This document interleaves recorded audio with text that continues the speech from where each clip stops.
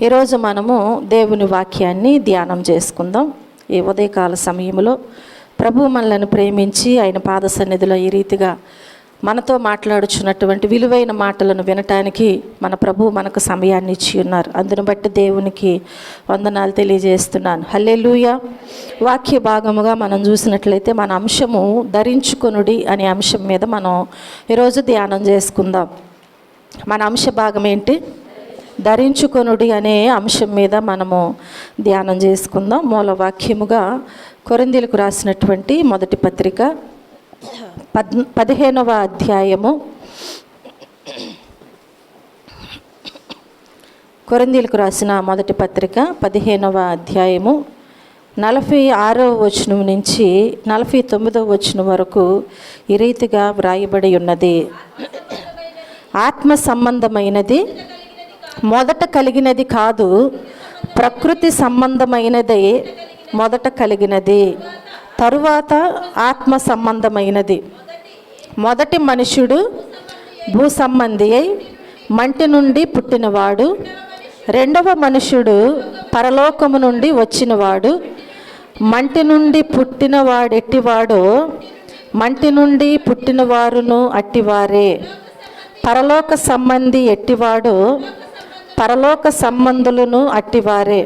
మరియు మనము మంటి నుండి పుట్టిన వాని పోలికను ధరించిన ప్రకారము పరలోక సంబంధి పోలికయు ధరింతుము. హల్లెలూయా. చూడండి, దేవుని వాక్య భాగంలో మనం జ్ఞాపకం చేసుకున్నట్లయితే ఇహలోక పరంగా కాలాన్ని బట్టి వస్త్రాలని, చెప్పులని, ఇంకా వేరే వేరే మరొక వస్తువులు మనం ఏం చేస్తామంటే మన శరీరానికి ధరించుకుంటూ ఉంటాం. దేనిని బట్టి చెప్పాలి? కాలానికి అనుకూలంగా ధరించుకుంటూ ఉంటాం. అవునా? చూడండి, ఒకవేళ మనకంటే ముందున్నటువంటి మన పితరుల కాలంలో వారు ఒక రకమైనటువంటి వస్త్రాలు ధరించుకునేవారు. అలాగే మన కాలంకి వచ్చేసరికి మరొక వస్త్రాలు, మన పిల్లల కాలంకి వచ్చేసరికి, అంటే ఏ కాలమును బట్టి ఆ కాలమును బట్టి ఇహలోక పరంగా ఏం చేస్తారంటే ఆ కాలానికి అనుకూలముగా ఆ కాలాన్ని బట్టి వస్త్రాలైనా, వేసుకునే చెప్పులైనా, ఆ నగలైనా ఎప్పటికప్పుడు మారిపోతూ ఉంటాయి కదా. కాబట్టి అనుకూలమైనటువంటి ఆ కాలంలో ఉన్నటువంటి వాటిని ఈ లోకములో ఏం చేస్తామంటే ఆ వస్తువులను మనము ధరించుకుంటూ ఉంటాం. కానీ దేవుని వాక్యములో మనం చూస్తే ఆత్మీయంగా మనం ఏం ధరించుకోవాలో, ఆత్మీయంగా ధరించుకునేవి రకరకాలుగా కాలానికి ఒక రకంగా ఉంటాయా? చెప్పాలి, ఉంటాయా?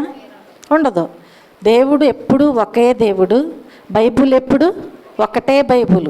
ఎన్ని కాలాలు మారినా, ఎంతమంది మనుషులు మారినా, ఎన్ని మందిరాలు మారినా, ఎక్కడికి వెళ్ళినా బైబుల్ ఒక్కటే, దేవుడు ఒక్కడే.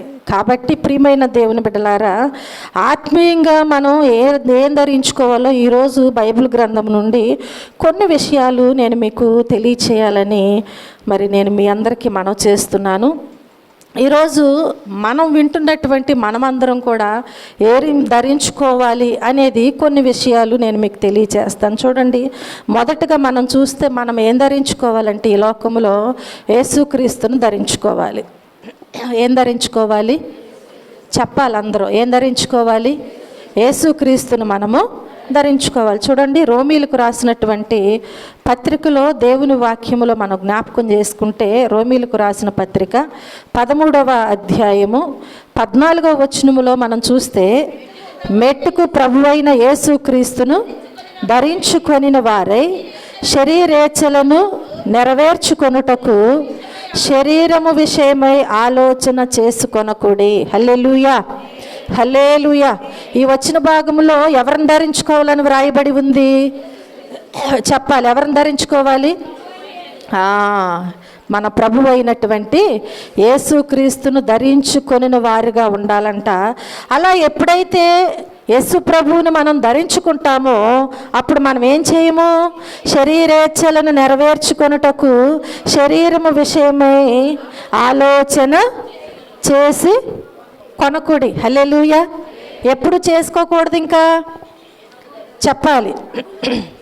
మనం జ్ఞాపకం చేసుకుంటే ఇద్దరు పిల్లల్ని ఎక్కడెక్కడో పుట్టి పెరిగిన వారిని తీసుకొచ్చి వివాహం చేస్తున్నాం. అవునా? వివాహం చేస్తున్నాం. వారిద్దరు ఇప్పుడు ఏమయ్యారు? భార్యాభర్తలు అయ్యారు. చెప్పరేంటండి? వారిద్దరు ఏమయ్యారు? భార్యాభర్తలు అయ్యారు. ఇప్పుడు ఈ భార్యాభర్తలు ఇద్దరు కూడా బ్రతికి ఉండగా ఏం చేసుకోకూడదు? చెప్పండి, అందరికీ తెలుసు. ఏం చేసుకోకూడదు? అమ్మో, ఎవరికి తెలియదంట. మరొక వివాహము, అది తెలుసు కానీ నేనే చెప్పాలని మీరు చూస్తారు. హల్లెలూయా. ఏం చేయకూడదు వారు? మరొక వివాహాన్ని. ఎందుకని? దేవుడు మీ ఇద్దరిని జతపరిచాడు కదా, మీ ఇద్దరు ఏక శరీరం అని దేవుడు చెప్పాడు కదా. మరి వీరిలో ఒకరు చనిపోయినా ఒకరు బ్రతికినా సరే ఏం చేయాలంట? ఆ భర్తకే ఆ భార్యకే లోబడి ఉండాలి. ఎందుకని అంటే ఆ రోజు చేసినటువంటి పెళ్ళిని బట్టి. హల్లెలూయా, హల్లెలూయా. కాబట్టి ఒకవేళ భర్త ఉండగానే మరొకరిని ధరించుకుంటే అది కనపడద్దా లేదా? కనపడద్దా లేదండి? ఇప్పుడు నేను ధరించుకున్న వస్త్రాలు మీకు కనపడుతున్నాయా లేదా? మీరు ధరించుకున్నవి నాకు కనబడుతున్నాయి. అలాగే ఈ లోకంలో మనము యేసుక్రీస్తును ధరించుకుంటే అది ఎవరికి కనపడాలి? అది చాటుగా రహస్యముగా చేసేది కానీ ఇప్పటి కాలము వరకు కూడా రహస్యముగా ధరించుకునేటువంటి అవకాశము మనకు రాలేదు. ఒకవేళ తర్వాత ఏంటో మనం చెప్పలేం. జ్ఞాపకం చేసుకోండి ప్రియమైన దేవుని బిడ్డలారా, చనిపోయేంత వరకు నీవు ధరించుకున్నటువంటి ప్రభువైన యేసుక్రీస్తుని నువ్వేం చేయాలి? లోకానికి చూపించాలి. అలాగే మనం జ్ఞాపకం చేసుకుంటే ఒక్కసారి నువ్వు యేసుక్రీస్తుని ధరించుకున్న తరువాత నువ్వేం చేయకూడదంట? మీ శరీరేచ్ఛలను, శరీరము విషయమై ఎన్నడూ కూడా ఆలోచన చేయకూడదు. నీకు భర్త ఉండగా ఇంకొక పురుషుని కొరకు నువ్వు ఎలా ఆలోచన చేస్తే తప్పు, భార్య ఉండగా ఆ పురుషుడు మరొక స్త్రీ విషయంలో ఆలోచన చేస్తే ఎంత తప్పు, అంతకంటే ఎక్కువ తప్పు అన్నమాట. వారిని ఎవరైనా మంచివారని అంటారంటే అనరు. కాబట్టి అంటే వ్యతిరేకమైనటువంటి ఆలోచన వారిలో ఉంది కాబట్టి సాధ్యమైనంత వరకు వారిని హెచ్చరిస్తూ ఉంటారు కానీ ప్రేమించేవారు ఎవరు ఉండరనమాట. కనుక ప్రియమైన దేవుని బిడ్డలారా, నువ్వు ఒక్కసారి యేసుక్రీస్తుని ధరించిన తరువాత నువ్వేం చేయకూడదనమాట? ఈ లోకములో శరీర విషయములో ఆలోచన ఎన్నటికీ కూడా చేయటానికి వీల్లేదు. ఏ విషయములో ఆలోచన చేయాలి? మరి నీవు ధరించినటువంటి యేసుక్రీస్తు విషయంలోనే ఆలోచన చేయి. ఏంటి ఆ ఆలోచన? మన ప్రభువు మనకు ఒక మార్గాన్ని ఇచ్చి ఉన్నారు. 2 మార్గాలు మన ముందు ఉంచారు. ఏ మార్గం కావాలో కోరుకోమన్నారు. విశాల మార్గంలోకి వెళతావా, ఇరుకు మార్గంలో ఉంటావా? దేవుడు అడిగారు. నీవు కావాలని యేసుక్రీస్తుని ధరించుకుని ఇరుకు మార్గంలో నీవు ప్రయాణం చేస్తున్నావు. విశాలత కావాలని దేవుణ్ణి అడగాలి కానీ మధ్యలో విశాలంగా వెళ్ళే వారిని చూసి మనం ఏం చేయకూడదు?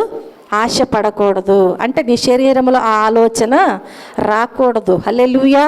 అలాగే మరొక విషయంలో మనం జ్ఞాపకం చేసుకుంటే, శరీర విషయంలో దేవుని సన్నిధిలో ఆయనను ధరించుకునేటప్పుడు ఇప్పుడు వరకు జీవించిన జీవితం కరెక్ట్ కాదు, ఇప్పుడు వరకు మనం ప్రయాణం చేసినటువంటి ప్రయాణము కరెక్ట్ కాదు అని మనం తెలుసుకుని వాటిని విడిచిపెట్టి, అంటే ఇప్పుడు వరకు దేవునికి వ్యతిరేకంగా ఏదైతే ధరించుకున్నామో వాటిని విడిచిపెట్టి ఏం చేసే మనం దేవుని వాక్యం అనేటువంటి పాలతో ఉదక స్నానము చేయబడ్డాం. చెప్పారు గత ఆదివారం, ఉదక స్నానం చేయబడ్డాం కదా. మరలా విడిచిపెట్టేసిన వాటిని తీసుకొచ్చి ధరించుకుంటే కరెక్టేనా? కాదనమాట. కాబట్టి ప్రియమైన దేవుని బిడ్డలారు, ఇప్పుడు ఏం చేయకూడదంటే అవి ఒకవేళ నీ శరీరములో ఏ అవయము ద్వారాగానైనా నీకు కలగవచ్చు. అది కలగటానికి వీల్లేదు. ఎందుకని? నీవు ధరించిన యేసుక్రీస్తు నీలో ఉన్నారు కాబట్టి ఆయన నీవు అనేకులకు చూపిస్తున్నావు కనుక మరలా నీవు దేవుణ్ణి మరుగు చేసేవారుగా ఉండటానికి వీల్లేదు. అలాగ ఉన్నట్లయితే నీ శరీరం విషయమై నువ్వేం చేస్తావంటే ఆలోచన చేస్తావు. అదేంటి? శరీరేచ్ఛలను నెరవేర్చుకోవటానికి. శరీరేచ్ఛలను నెరవేర్చుకోవటానికి నీవు ఎన్నడూ కూడా నీ శరీర విషయమై ఆలోచన చేయటానికి వీల్లేదు అని చెప్పి ఇక్కడ దేవుని వాక్యములో స్పష్టంగా మనకు తెలియచేయబడుచున్నది. హల్లెలూయా. రెండవదిగా మనం చూసినట్లయితే నవీన స్వభావమును మనము ధరించుకోవాలి. ఏం ధరించుకోవాలి? చెప్పాలందరూ ఏం ధరించుకోవాలి?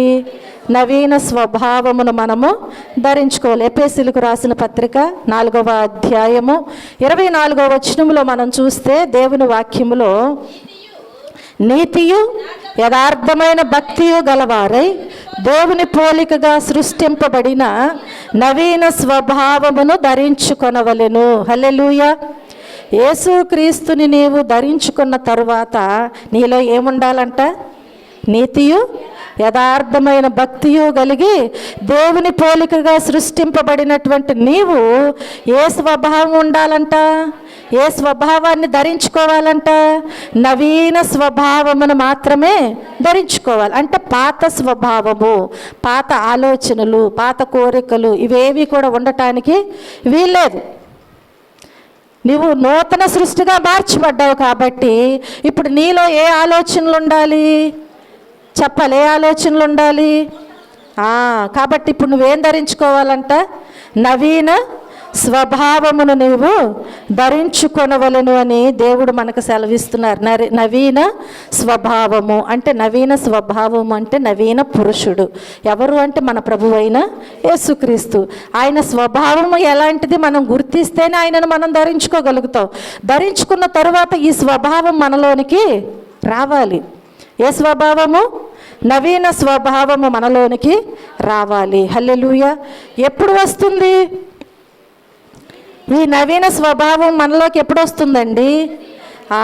హల్లెలూయా. నీతియు యథార్థమైన భక్తి మనం చేసేటప్పుడు మాత్రమే. మనం నీతిగా జీవించాలి, యథార్థమైన భక్తి చేయాలి. అంతేకాని మనం ఎలా ఉండకూడదు? నులివెచ్చగా మనం ఉండటానికి వీల్లేదు. పిల్లి ఏం చేస్తుందంట? చెప్పండి. పిల్లి ఏం చేస్తుందండి? ఆ గిన్నెలో మూతి పెట్టేసి ఓకే అడవుడుగా తాగుద్ది. తాగుతూ అది కళ్ళతో ఇలా ఇలా చూస్తుంది. దాని చుట్టూ ఏం కనిపిస్తుంది? ఒక గోడ కట్టినట్టుగా గిన్నె అంచు కనిపిస్తుంది కదా. ఇప్పుడు అదేమనుకుంటుంది? నన్ను ఎవరు చూస్తలేదు. ఎందుకనండి? మనుషులు కనపడట్లేదు కదా. కాబట్టి ఇదేమనుకుంటుంది? నేను ఎవరు చూస్తలేదులే అని తాగుతూ ఉంటుంది. ఇప్పుడు పాలు కాచి లేకపోతే తెచ్చి అక్కడ పెట్టినటువంటి ఆ ఇంటి యజమానురాలు చూస్తుందా లేదా? చూసి వచ్చి ఏం చేస్తుంది? ఏం పర్వాలేదులేగమ్మ తాగు అంటదా? అన్నదో. కర్ర తీసుకొని ఏం చేస్తుంది? వెనకాల ఒక్కటేస్తుంది అనమాట. హల్లెలూయా, హల్లెలూయా. కాబట్టి మనము యేసుక్రీస్తును ధరించుకున్న తరువాత నీతిగా యథార్థమైన భక్తి మనం చేస్తున్నామా లేదనేది ఎవరు చూస్తారు లేదా?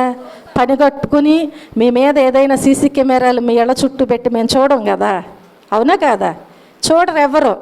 విశ్వాసులు చూడలేరు, సేవకులు చూడలేరు. ఒకరి భక్తి ఒకరికి తెలియదు.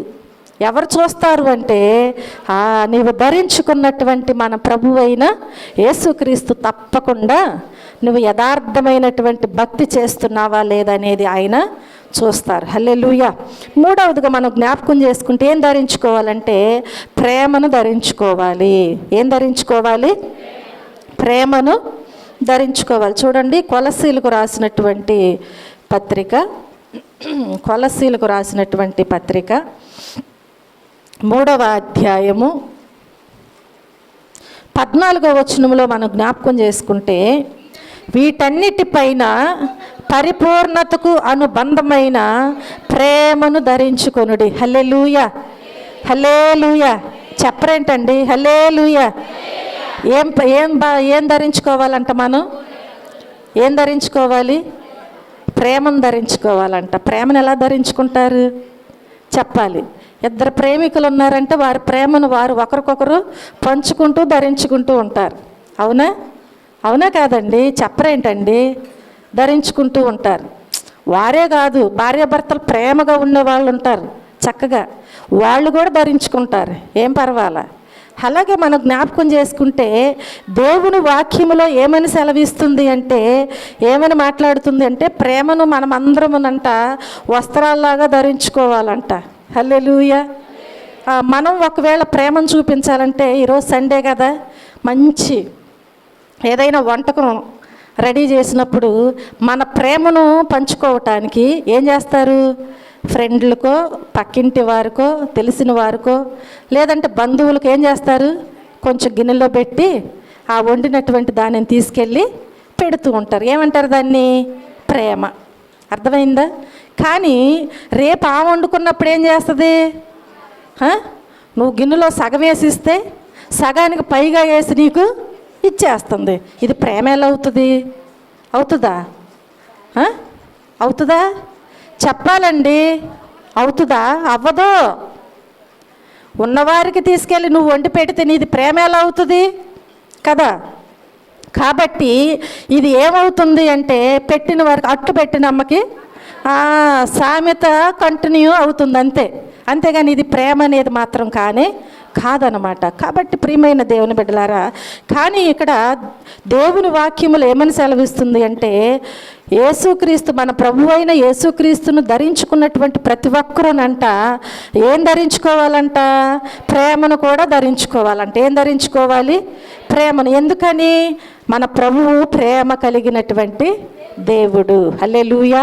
ఏ దేవుడు? మన దేవుడు ప్రేమ కలిగినటువంటి దేవుడు. ఆయన ప్రేమ కలిగినటువంటి దేవుడు కాబట్టి ఆయన ప్రేమతో పాపముతో పట్టబడినటువంటి స్త్రీని ఆనాడు అక్కడున్నటువంటి వారందరూ కూడా, దేవునికి వ్యతిరేకముగా మాట్లాడే వారందరూ కూడా ఆ పురుషుడిని విడిచిపెట్టేశారంట. స్త్రీని మాత్రం పట్టుకుని ఎక్కడికి తీసుకొచ్చారు? ఎంతసేపు యేసు ప్రభు ఎక్కడున్నారు? ఏం చేస్తున్నారు? ఏం మాట్లాడుతున్నారు? అవునా? ఏం మాట్లాడుతున్నారు? ఆ మాటలో ఎక్కడైనా ఒక లోపం ఉంటే పట్టుకోవాలి. ఆయన చేసే అద్భుతాలలో ఏదైనా ఒక లోపం ఉంటే పట్టుకోవాలి. ఇదే కదా వారి ప్రయత్నం. కాబట్టి వారికి ఒక అవకాశం దొరికిందంట. మోషే ధర్మశాస్త్రాన్ని పాటిస్తున్నారు కదా వారు, అందులో కొంచెం కూడా పోకుండా. కాబట్టి ఇప్పుడు వీళ్ళు ఏం చేస్తున్నారు అంటే ఆ స్త్రీని పట్టుకొచ్చి యేసు ప్రభు ముందు పడేశారంట. మనిషికి ఒక రాయి పట్టుకుని వచ్చారంట వస్తానే. అంటే చాటును ఎక్కడో దొరికిన దగ్గర కొట్టేశారనుకో ప్రయోజనం ఏముంటుంది? యేసు ప్రభు దగ్గరికి తీసుకెళ్తే ఆయన తీర్పులు తీరుస్తున్నాడు. కాబట్టి ఈ స్త్రీ విషయంలో ఏ నిర్ణయం తీసుకుంటాడో అంటే ఈ స్త్రీ మీద ఉన్నటువంటి దానితో కాదు, యేసు ప్రభువుని శిక్షించాలి. కాబట్టి ఇప్పుడు ఈ స్త్రీని యేసు ప్రభువు దగ్గరకు తీసుకొచ్చి దేవునితో మాట్లాడుచున్నారు. నీవు ఎన్నో చెప్తావు కదా, ధర్మశాస్త్రం ఉంది కదా, ధర్మశాస్త్రాన్ని నీవు పాటిస్తావా లేదా? ఇదిగో బోధకుడా, ఈ స్త్రీ పాపం చేయించుండగా మేము చూసి పట్టుకున్నాం, నీ దగ్గరకు తీసుకొచ్చావు. ఇప్పుడు నువ్వేం చేస్తావు? మమ్మల్ని ఏం చేయమంటావు చెప్పు అని చెప్పి మాట్లాడితే ప్రభువు చూస్తే అక్కడంట ముసలివారు మొదలుకొని చిన్న పిల్లల వరకు ఉన్నారంట. ప్రతి ఒక్కరి చేతిలో రాయి ఉందంట. మన దేవుడు ప్రేమ కలిగిన దేవుడు, అనంత జ్ఞాని కదా. మన జ్ఞానం అయితే వచ్చి నిన్ను ఎవరన్నా ఏమన్నంటే ఆ కోపంలో తిరిగి 4 అంటాం మనం. ఆయన అలాంటి దేవుడు కాదు. చూడండి, ఇప్పుడు యేసు ప్రభు వారంట ఏమి మాట్లాడకుండా తల వంచి కింద వ్రాస్తూ ఉన్నారంట. ఏంటి ఈయనేం మాట్లాడు, అసలు ఏం చేస్తున్నాడు అని చెప్పి వాళ్ళు కూడా చూస్తే అక్కడ నిలబడినటువంటి వారిలో ఉన్నటువంటి ప్రతి ఒక్కరి పాపాన్ని రాస్తున్నారంట. ఇప్పుడు ఎవరైనా రాయి వేయగలరా? ఎవరైనా వేయగలరా? ఎవరు వేయలేరు. మీలో పాపము లేనివాడు మొదటగా రాయి వేయండి అన్నాడు. దేవుడు అవకాశం ఇచ్చాడు. కానీ ఎవ్వరు కూడా పాపము లేనివారు అనేవారు అక్కడ లేరు. కనుక ప్రియమైన దేవుని బిడ్డలారా, వారందరూ కూడా అంటే చిన్నపిల్లల్లో కూడా ఉందనే అర్థం, అవునా? ముసలివారిలో కూడా ఉందనే అర్థం. ఎవరికుండే బాధలు వాళ్ళకు ఉంటాయి అన్నట్టుగా ఎవరికుండే పాపాలు కూడా వారికి ఉంటాయి. చిన్నపిల్లలకి ఏం పాపాలు ఉంటాయండి? ఏం పాపాలు ఉంటాయి? పక్కవాడిని గెచ్చటము, వాడి పెన్సిల్ పెన్ను కొట్టేయటం కదా. ఇవి దేవుని దృష్టిలో తప్పులే, పాపాలే. కాబట్టి ప్రతి ఒక్కరూ కూడా ఇప్పుడు ఏం చేశారు అంటే ఏం చేశారు? వారి చేతిలో ఉన్న రాయిని అక్కడ విడిచిపెట్టి వెనక్కి తిరిగి వెళ్ళిపోయాడు. ఇప్పుడు ఈ స్త్రీ భయపడుతుందంట. అందరూ వెళ్ళిపోయారు కదా, ఇప్పుడు ఈయన నాకు శిక్ష వేస్తారు, నేను శిక్ష పడవలసిందే అని చెప్పి భయపడుతూ ఉంటే అప్పుడు అంటున్నారు ప్రభు, అమ్మా ఎవరు నిన్ను? నేను కూడా నిన్ను శిక్షించను. హల్లెలూయా. ఏంటి? ఆయన ప్రేమ కలిగిన దేవుడు కాబట్టి ఒక అవకాశం ఇచ్చారు. ఆమెతో ఏమన్నారు అంటే ఇంకెన్నటికీ కూడా నీవు పాపము చేయవద్దు. హల్లెలూయా. ఒక్కసారి యేసుక్రీస్తును నీవు ధరించుకున్న తరువాత నీలో యథార్థమైన భక్తి నీతి ఉండాలి, కానీ నువ్వు మరలా పాపం చేయటానికి వీల్లేదు. నీలో ఆయనలో ఉన్న ప్రేమ నీలో కనిపించాలి కానీ ఎలా ఉండకూడదు, ప్రేమ లేని వారిగా మనం ఉండటానికి వీల్లేదు అని దేవుని వాక్యము సెలవిస్తూ ఉంటుంది. హల్లెలూయా.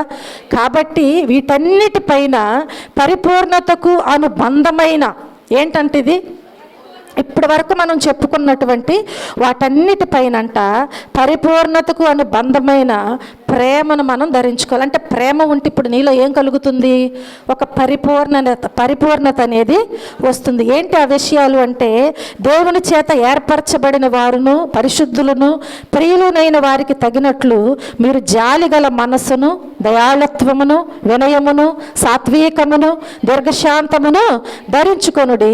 ఎవడైనను తనకు హాని చేసినని ఒకడు అనుకొని ఎడల ఒకనికొకడు సహించుచు ఒకరినొకడు క్షమించండి. ప్రభువు మిమ్మల్ని క్షమించిన లాగున మీరును క్షమించండి. ఇప్పుడు ఆ స్త్రీని దేవుడు క్షమించాడు కదా, మనల్ని క్షమించాడా లేదా? నన్ను క్షమించాడు దేవుడు, నిన్ను క్షమించాడా?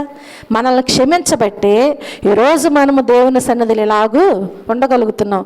లేదంటే మనలో ఉన్న భక్తి నీతి ఏమీ లేదు. మన నీతి ఎలాంటిదంట, ఒక మురికి గుడ్డ లాంటిదంట. మురికిని ఎవరైనా ఇష్టపడతారంటే ఎవరు ఇష్టపడరు.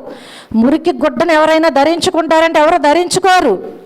కాబట్టి అలాంటి స్థితిలో ఉన్నటువంటి మనలను మన దేవుడు ఏం చేశాడు, ప్రేమించాడు. హల్లెలూయా. మనలను ప్రేమించినటువంటి దేవుడు మనతో ఏం చెప్పుచున్నారు అంటే, మీరు కూడా ఏం చేయాలంట, పరిపూర్ణతలోనికి రావాలి. ఆ పరిపూర్ణతకు అనుబంధమైనటువంటి ప్రేమను ఈరోజు మీరు ధరించుకోవాలి. హల్లెలూయా. ధరించుకోవటం అంటే మన వస్త్రాలు ఎలా కనిపిస్తున్నాయో అలా కనిపించాలి. హల్లెలూయా. అది దేవుడు మనతో మాట్లాడుచున్నటువంటి ప్రేమ అని నేను మీకు తెలియచేస్తూ ఉంటున్నాను. 4వదిగా మనం చూస్తే దేవుడిచ్చు సర్వాంగ కవచమును మనం ధరించుకోవాలి. ఏం ధరించుకోవాలి? దేవుడిచ్చు సర్వాంగ కవచమును మనం ధరించుకోవాలి. ఎఫెసీయులకు రాసిన పత్రిక 6వ అధ్యాయము 11వ వచనములో మనం చూస్తే, మీరు అపవాది తంత్రములను ఎదిరించుటకు శక్తిమంతులగునట్లు దేవుడిచ్చు సర్వాంగ కవచమును ధరించుకొనుడి. దేన్ని ఎదిరించడానికంటే ఇది చెప్పాలి. మనం ప్రభువైన యేసుక్రీస్తుని ధరించుకున్నాం కదా, ధరించుకుని ఏం చేస్తున్నాం, నవీన స్వభావాన్ని ధరించుకుంటున్నాం, అలాగే ప్రేమను ధరించుకుంటున్నాం. అంటే దేవుని బిడ్డగా సాగుచున్నాం కదా, యథార్థమైన భక్తితో నీతితో మనము ప్రేమ కలిగి జీవిస్తున్నప్పుడు అపవాది చూస్తూ ఊరుకుంటాడా? చెప్పాలి, చూస్తూ ఊరుకుంటాడా? వాడి పని ఏంటి? ఎవరైతే యథార్థముగా జీవిస్తున్నారో, భక్తి చేస్తున్నారో, యేసుక్రీస్తును ధరించుకుని అనేకులకు చూపిస్తున్నారో, దేవుని కృప కొరకు ఎవరైతే ఎదురు చూస్తున్నారో వారందరి విషయంలో వారిని ఏం చేయాలి? వాడు పడగొట్టాలి, వాడి మార్గంలోనికి రప్పించుకోవాలి. వాడి ఆలోచన వాడి పని అదే. కాబట్టి ఇప్పుడు అపవాది ఏమి చూస్తూ ఊరుకోడు.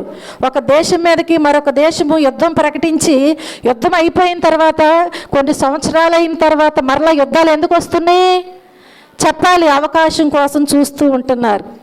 ఎప్పుడు అవకాశం వస్తే అప్పుడు మరలా యుద్ధము చేయాలి, ఏమైనా సరే కక్ష సాధించాలి. ఇప్పుడు ఓడిపోయాం కదా, కాబట్టి ఓడిపోయిన వాడు ఎప్పుడు కూడా ఏం చేయడు, మౌనముగా ఉండడు. ఏం చేస్తాడు? మరి ఏం చేస్తాడండి? ఎప్పుడు అపవాది ఏం చేస్తాడంటే, గర్జించు సింహము వలె ఎవరిని మృంగుదును అని అది ఒకచోట ఉండదంట, అటు ఇటు తిరుగులాడుచు ఉంటుందంట. కాబట్టి ప్రియమైన దేవుని బిడ్డలారా, ఈరోజు దేవుడు ఏమంటున్నారు అంటే, మీరు అపవాది తంత్రములను ఎదిరించటానికి మీకు ఒక ఆయుధము కావాలి. ఏం కావాలి? ఒక పని చేయటానికి ఒక ఆయుధము, ఆ పనికి సంబంధించిన ఆయుధము ఎంత అవసరమో అపవాదిని ఎదిరించడానికి కూడా మనకు ఒక ఆయుధము అవసరమై ఉన్నదంట. కాబట్టి ఆ ఆయుధము ఏంటి అంటే, అపవాది యొక్క తంత్రములను ఎదిరించుటకు మనము శక్తిమంతులగునట్లుగానంట దేవుడిచ్చు సర్వాంగ కవచమును మనము. సర్వాంగ కవచం అంటే చెప్పాలి, సర్వాంగ కవచం అంటే ఏంటండి? చెప్పండి, సర్వాంగ కవచం అంటే ఏంటి? ఈ వాక్యాన్ని ఎన్నిసార్లు చెప్పాము. సర్వాంగ కవచం అంటే ఏంటి? హల్లెలూయా. చూడండి, మనకి ఎక్కడ కూడా కనిపించుకోకుండా పైనుంచి కింద వరకు ఏదన్నా ధరించామనుకోండి, ఇప్పుడు ఏమంటారు దాన్ని? ఏమంటారు? పైనుంచి కిందకి ధరించాం, కింద వరకు ఏమీ కనిపించకుండా దాన్ని ఏమంటారు? సర్వము వస్త్రాలు ధరించామంటారు. అలాగే దేవుని వాక్యములో ఏమంటున్నారు అంటే, అపవాదిని ఎదిరించటానికంట మనం శక్తిమంతులు అవ్వాలి అంటే సర్వాంగ కవచాన్ని ధరించాలంట. ఆ కవచం అంటే ఏంటి? మనం జ్ఞాపకం చేసుకున్నట్లయితే, ఏలయనగా మనము పోరాడునది శరీరులతో కాదు కానీ ప్రధానులతోనూ అధికారులతోనూ ప్రస్తుత అంధకార సంబంధులకు లోకనాథులతోనూ ఆకాశ మండలమందున్న దురాత్మల సమూహములతోనూ పోరాడుచును. అపవాది తంత్రాలంటే ఇన్ని ఉన్నాయంట. అర్థమైందా? ఎన్నుండే? చాలా ఉండే. ఏదో ఇంట్లో ఒక చిన్న సమస్యనే ఎదుర్కోలేకపోతున్నారు. అమ్మ, ఈ కాపురం నేను చేయలేను, ఈ పిల్లలను నేను పెంచలేను, అవునా? విసుగుదల వచ్చేస్తుంది మాట విననప్పుడు, ఐక్యత లేనప్పుడు కదా, సమాధానం లేనప్పుడు ఏమవుతుంది? అక్కడ పోరాటముతో ఉన్నప్పుడు విసుగుదల అనేది వస్తుంది. చూడండి, మరి మన ఆత్మతో పోరాడే చాలా ఉన్నాయంట.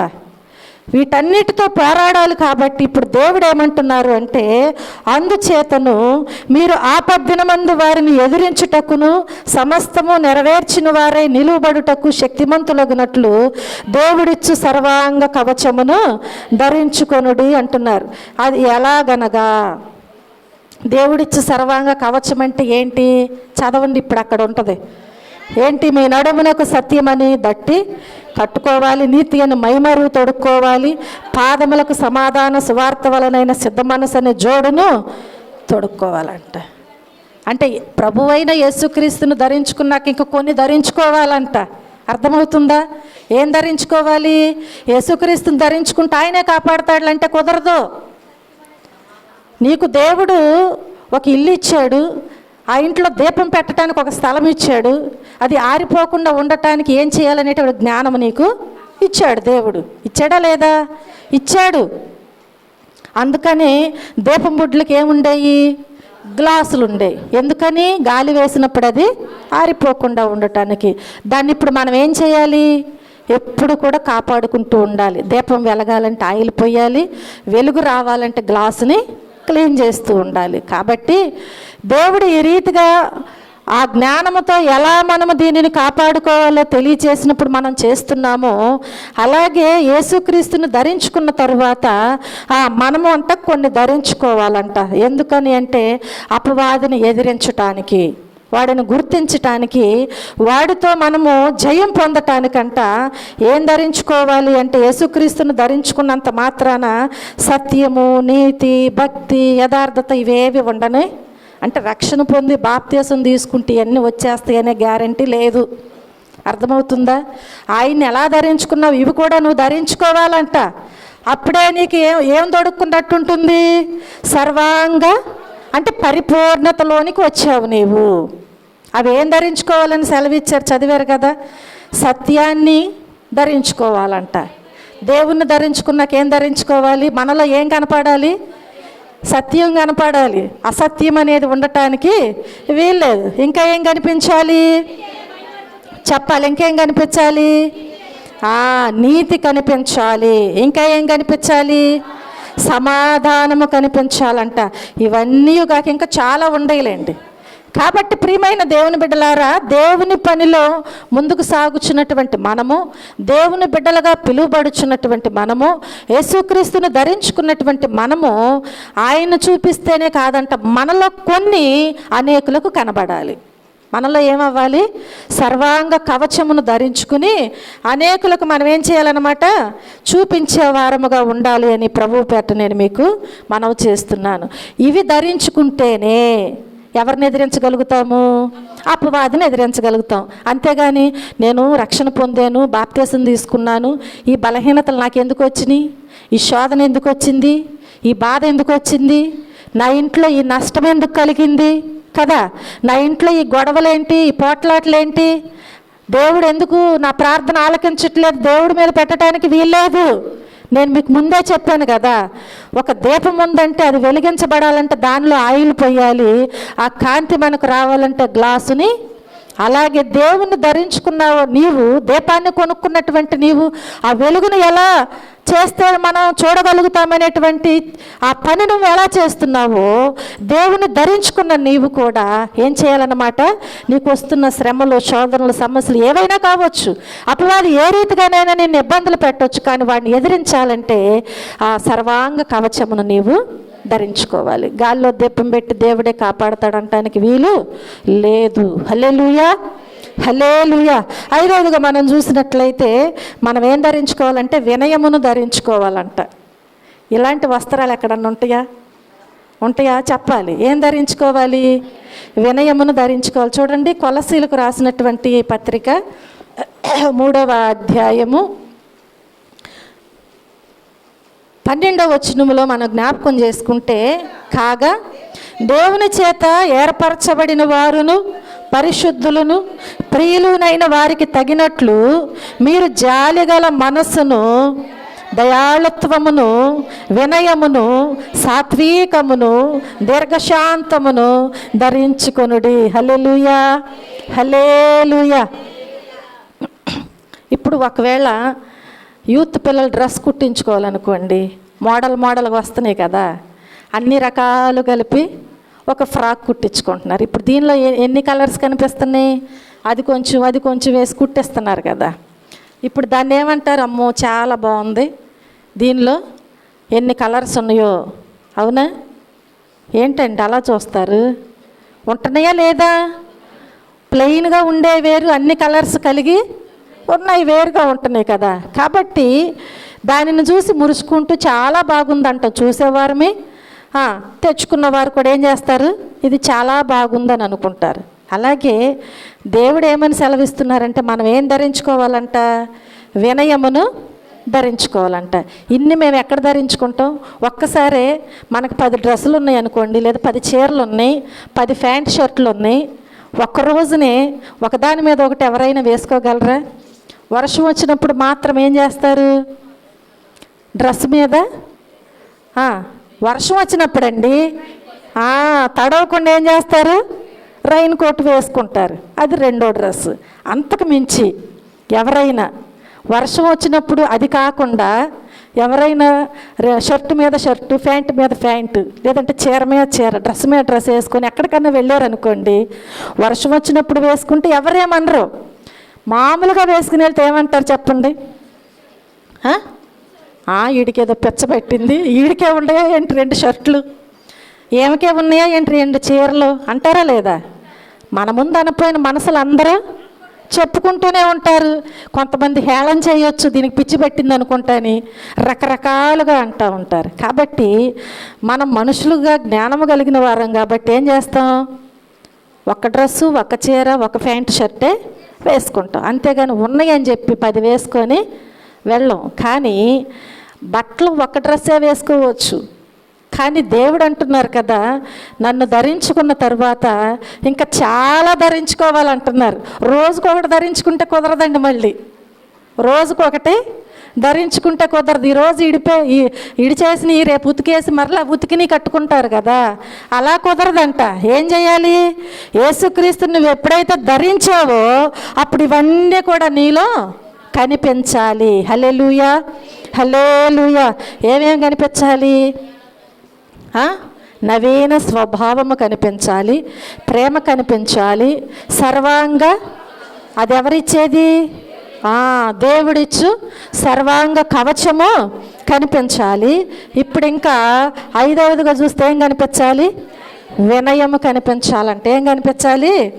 వినయము కనిపించాలి. హల్లెలూయా, హల్లెలూయా.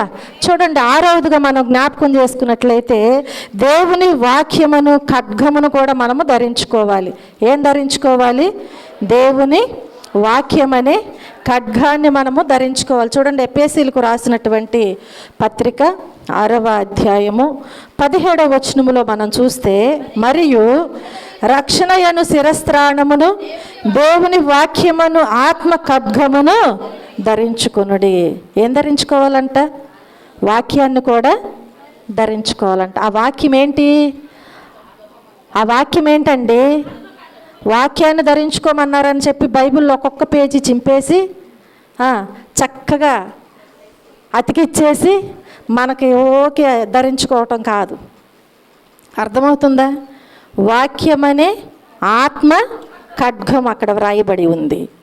వాక్యమనే ఆత్మ ఖడ్గాన్ని ధరించుకోవాలి. నీ హృదయంలో ఎప్పుడు కూడా నీ ఆత్మలో ఏముండాలి? వాక్యం ఉండాలి. నువ్వు ప్రార్థించినా, నీకు బాధలు వచ్చినా, అర్థమవుతుందా, నీకు సంతోషం వచ్చినా, ఎప్పుడు కూడా నీవు వాక్యాన్ని ఎత్తి ప్రార్థించుకున్నప్పుడు నీ బాధలో నీకు నెమ్మది కలుగుతుంది. వాక్యాన్ని శ్రద్ధగా వినమనేది అందుకే. నీ హృదయంలో వాక్యం ఉంటే యవనస్తులంట తప్పకుండా తొట్టిల్లుతారంట, కానీ దేని చేత పాపములో పడరంట? వాక్యమును బట్టి మాత్రమే. హల్లెలూయా. యవనస్తులు దేని చేత పాపములో పడరు? వాక్యాన్ని బట్టి మాత్రమే. ఆ వాక్యాన్ని వారు విన్నట్లయితే, వారి హృదయంలో ఉన్నట్లయితే వారు దేనిలో పడరు? ఊబిలో పడిపోరంట. వారిలో వాక్యం లేనప్పుడు వాళ్ళు వెళ్ళి ఊబిలో పడిపోతే ఎవరు లాగటానికి సాహసం చేయరు. ఇంకా ఎందుకని? వాడు ఊబిలో ఉండి ఏం చేస్తాడు చూసావా? నీళ్ళల్లో మునిగిపోయేవాడిని రక్షించటానికి వెళ్తేనంట వాడు వీడిని కూడా లాగేయటానికి ప్రయత్నం చేస్తాడు. ఆ భయం అలాంటిది. కాబట్టి ప్రియమైన దేవుని బిడ్డలారా, మనలో ఎప్పుడు కూడా, అంటే ఆత్మలో మనం ఎప్పుడు కూడా ఏముంచుకోవాలంటే వాక్యం అనే ఖడ్గాన్ని ఉంచుకోవాలి. ఖడ్గం అంటే ఏంటి? అది పదునైనది, అది ఎటైనా మాట్లాడగలదు. వాక్యము రెండు విధాలుగా నిన్ను ఏం చేస్తుందంట? దహించి వేస్తుందంట. హల్లెలూయా. అది రెండంచుల ఖడ్గమై ఉన్నది. ఆ ఖడ్గము వాడగలిగినదంట, అది పదునైనదంట. అది ఎక్కడికి వెళ్తుందో తెలుసా? ప్రాణాత్మలలోనికి, మూలుగులలోనికి ప్రవేశిస్తే దాన్ని విభజించి నీలో ఉన్న పాపమును బయటికి లాక్కొస్తుందంట. హల్లెలూయా. అందుకని దేవుడు మాట్లాడుచున్నాడు. వాక్యాన్ని ఎక్కడ పెట్టుకోవాలి? చెప్పాలి. ఎక్కడ పెట్టుకోవాలి? తల కింద కాదు, షోయింగ్గా ఊరికి అక్కడ సెల్ఫ్లో కాదు, లేదంటే బీరువాలో దాచుకునే ధనం దగ్గర కాదు. అవునా? ఎక్కడ పెడతారు? బీరువా కొనుక్కొచ్చి బైబిల్ పెడదాం అంటారు. అక్కడిక్కడ ఉన్నంత మాత్రాన ఒక వస్తువు పెట్టినట్టే. ఎక్కడ ఉండాలంటుంది దేవుని వాక్యము? నీ హృదయంలో వాక్యం అనేటువంటి ఖడ్గం ఎప్పుడు కూడా ఉండాలి. నువ్వు తప్పు చేసినప్పుడు అది నిన్ను ఖండిస్తుంది, నీకు అవసరమైనప్పుడు నీకు జ్ఞానమునిస్తుంది, నీకు ఒకవేళ బాధ కలిగినప్పుడు నెమ్మదినిస్తూ ఉంటుంది. హల్లెలూయా, హల్లెలూయా. కనుక ప్రియమైన దేవుని బిడ్డలారా, వాక్యము, దేవుని వాక్యం అనే ఆత్మ ఖడ్గమును మనం ఏం చేయాలంట? ఎల్లప్పుడూ కూడా ధరించుకోవాలి. ఏడవదిగా మనం చూస్తే రక్షణ నిరీక్షణయను శిరస్త్రాణమును కూడా మనం ధరించుకోవాలి. ఏం ధరించుకోవాలి? రక్షణ శిరస్త్రాణం అనేది మనము నిరీక్షణయను శిరస్త్రాణమును ధరించుకోవాలి. చూడండి, దేవుని వాక్యములో మనం జ్ఞాపకం చేసుకున్నట్లయితే దెస్సలోనీయులకు రాసినటువంటి మొదటి పత్రిక 4వ అధ్యాయము, దెస్సలోనికలకు రాసిన మొదటి పత్రిక 4వ అధ్యాయము 8-9 వచనాల్లో మనం చూస్తే, మనము పగటివారమై ఉన్నాము గనుక మత్తులమై ఉండక, 5వ అధ్యాయము 8-9 వచనాలు, మనము పగటివారమై ఉన్నాము గనుక మత్తులమై ఉండక విశ్వాస ప్రేమలను కవచము రక్షణ నిరీక్షణయను శిరస్త్రాణమును ధరించుకొందము. హల్లెలూయా. ఇక్కడ దేవుని వాక్యం ఏమంటుంది? మనము పగటివారమై ఉన్నాము గనుక మత్తులమై ఉండక. ఈ లోకములో దేవుని కలిగినటువంటి నీవు అపవాది వాడి తంత్రముల చేత ఎప్పుడు నిన్ను ఏ రీతిగా బంధించాలని వాడి ప్రయత్నం చేస్తాడు. కాబట్టి ఎప్పుడు కూడా మనము మత్తులుగా ఉండకూడదు. మత్తులుగా ఉంటే ఎక్కడ ప్రవేశిస్తామండి? మత్తులుగా ఉంటే చెప్పాలి. శోధనలో ప్రవేశిస్తామండి. యేసుప్రభు ఏం చెప్పారు? ఎక్కడ ప్రవేశించకుండా ఉండటానికి? మరేంటి అంతసేపు ఆలోచించారు? మీరు శోధనలో ప్రవేశించుకుంటున్నట్లు మెలకువ కలిగి ప్రార్థన చేయండి. అందుకని ఇక్కడ దేవుని వాక్యం ఏమంటుంది అంటే ఏమని వ్రాయబడింది, మనము పగటివారమై ఉన్నాము గనుక మత్తులమై ఉండక విశ్వాస ప్రేమలను కవచమును రక్షణ నిరీక్షణయను శిరస్త్రాణమును ధరించుకుందము. హల్లెలూయా, హల్లెలూయా. ఎందుకని మత్తుగా ఉంటే ఆపద్దినం మన మీదకి వస్తుంది, అపవాది మన మీదకి వస్తాడు యుద్ధము చేయటానికి.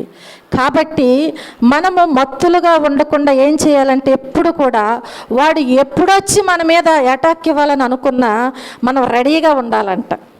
అర్థమవుతుంది? మనం ఎలా ఉండాలి? అప్పటికప్పటికి ఎతుక్కునే వారముగా ఉండకూడదు. యుద్ధానికి వెళ్ళేవాడు ఇప్పటి నుంచే ధరిస్తే నేను మోయలేను, వాడు ఎదురుగా దగ్గరకు వచ్చిన తర్వాత ధరించుకుందాం, దగ్గరకు వచ్చినాక ఆయుధం పట్టుకుందాం అనుకుంటే వాడు ఏమైపోతాడు? చెప్పాలి, యుద్ధములో చనిపోతాడు అంతే. కాబట్టి ప్రియమైన దేవుని బిడ్డలారా, వాడు మత్తుగానే ఉండకూడదు, మెలకువగా ఉండాలి.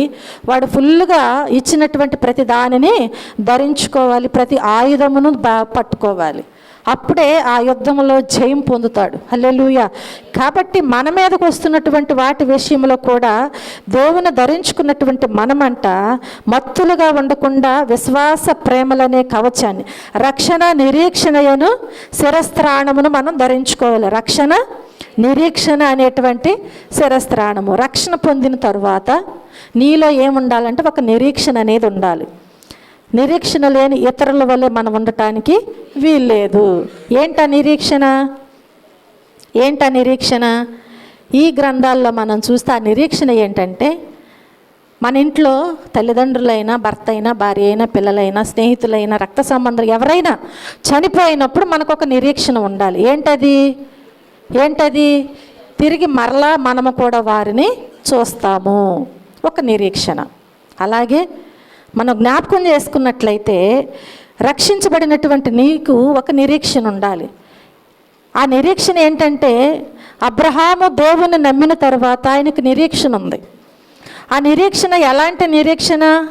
ఎంతవరకు అంటే 25 సంవత్సరాలు నిరీక్షించాడంట. ఎంతవరకు?